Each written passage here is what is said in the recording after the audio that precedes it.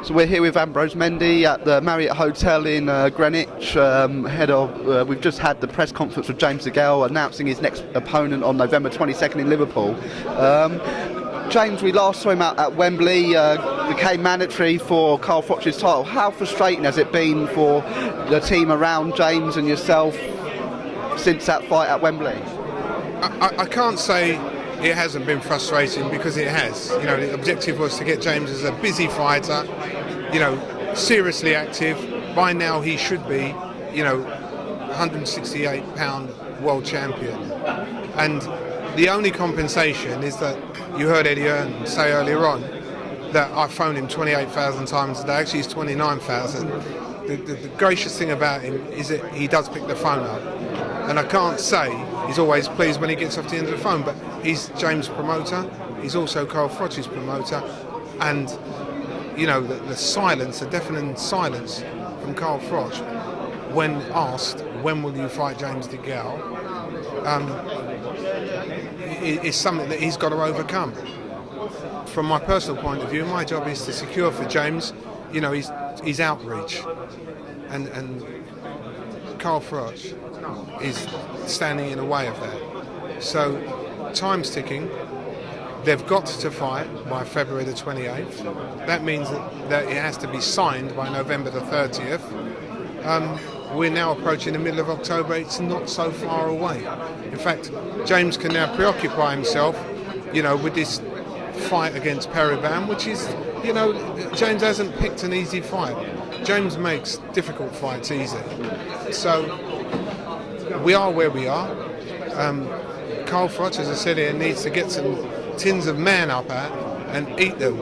You know, he's a great fighter. He has a great legend. But why is he running away from millions of pounds? I don't know.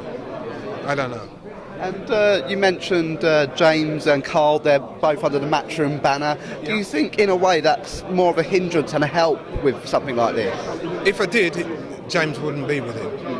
You know, just so you understand, every major promoter in the world approached me for James. You know, whether it was Top Rank, the late Dan Goosen, with whom, and I have the documents for this, we agreed for James to fight Andre Ward on November the 16th last year.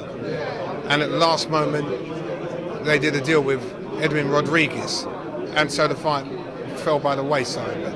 But Andre Ward's manager, James Prince, myself and Dan Goosen, God rest his soul, had that ready. So you need to understand, James was ready then to fight, you know, number 2 pound for pound fighter in the world, and expected to win.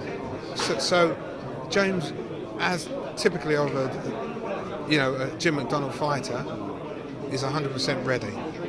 And Eddie Hearn mentioned in the press conference he's got the date at the O2 booked for January 31st. In your gut feeling, do you think that is the night we can see James DeGale in the ring against Carl Froch for the world title? I believe that James DeGale will be in the ring on that day and he will win a world title. Will it be against Carl Froch? Carl Froch does not want to fight James DeGale. He's running scared of fighting James DeGale.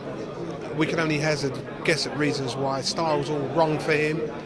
James is, you know, the best southpaw boxer boxing today. There's no argument about it. Go through all the rankings, whatever weight divisions, he's the best.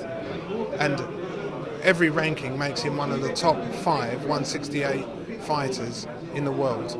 You know, orthodox, whatever.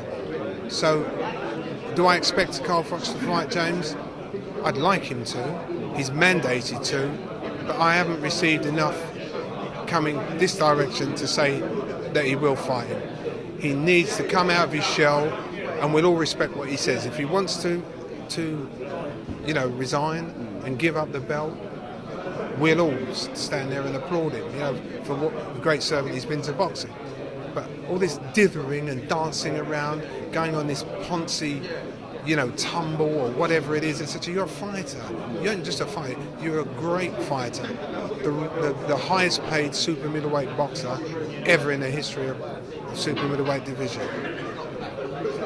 You have a duty, an obligation, which was made clear to you before the Groves second fight. Now come on, have the fight, or step aside and let a true Brit carry on. And one thing's for sure, we could be seeing a world title around James DeGale's waist in 2015. Bet your life. That is go to the bookmaker and have a bet. It's free money. Free money. Thank you so much, Ambrose. Pleasure's mine. Thank you so much, mate.